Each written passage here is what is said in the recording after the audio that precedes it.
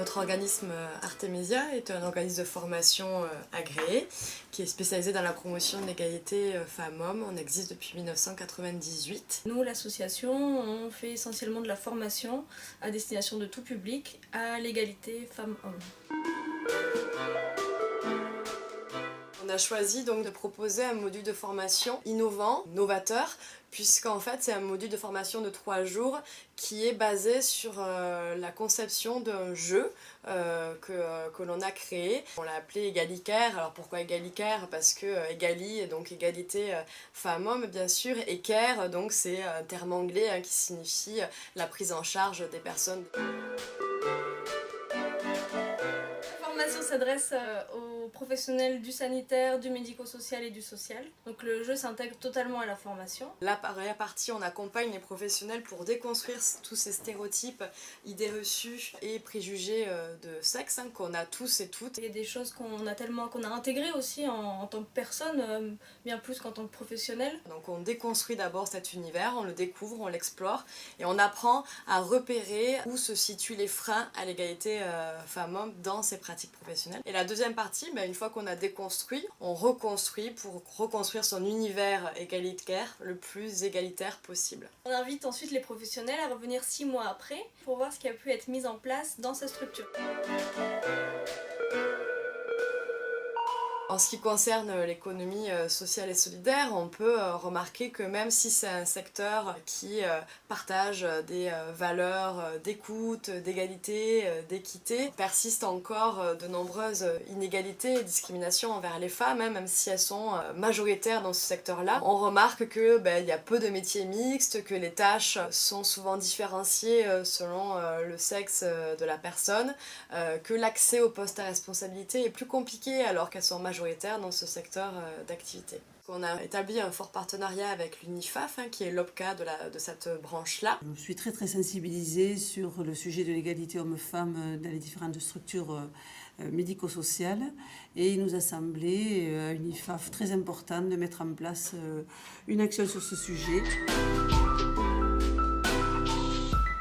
On s'associe avec des professionnels de la branche, du secteur d'activité. Il y a une co-construction, on s'est réunis régulièrement avec Artemisia pour voir comment on pouvait faire évoluer le jeu, apporter de la matière. Le côté aussi qui est appréciable, et on l'avait souhaité, c'est que ça soit un jeu qui soit basé sur la coopération et non pas sur la compétition. Je pense que ça reprend aussi les valeurs de notre secteur de l'économie sociale et solidaire. Et ça, c'était intéressant aussi de pouvoir le faire.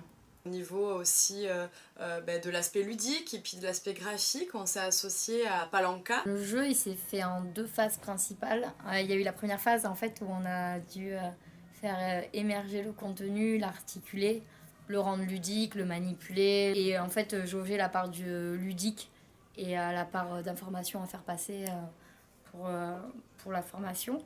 Donc ça a pris beaucoup de temps. C'était la partie, je dirais, la plus complexe. Et là, on entre dans la deuxième phase où on s'occupe principalement du visuel et du produit du jeu, quoi. Donc le plateau de jeu, les règles du jeu, les cartes, tout ce qui est formalisation. C'est un jeu qu'on a testé avec des professionnels.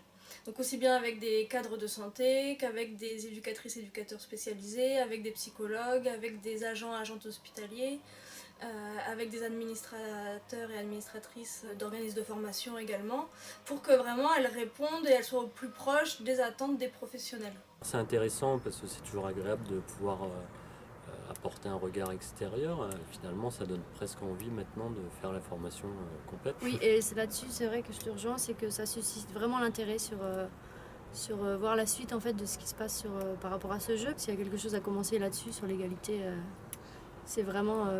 il y a tellement de choses à faire avec le public qu'on rencontre et les professionnels. On a, je pense, avec tous les gens qu'on côtoie, il y a une ouverture d'esprit qui est déjà là, je crois, et j'espère en tout cas. Et il y a vraiment plein de choses à faire sur cette base-là. C'est des billes qu'on a et derrière, à nous de transmettre ce qu'on peut transmettre au public qu'on côtoie.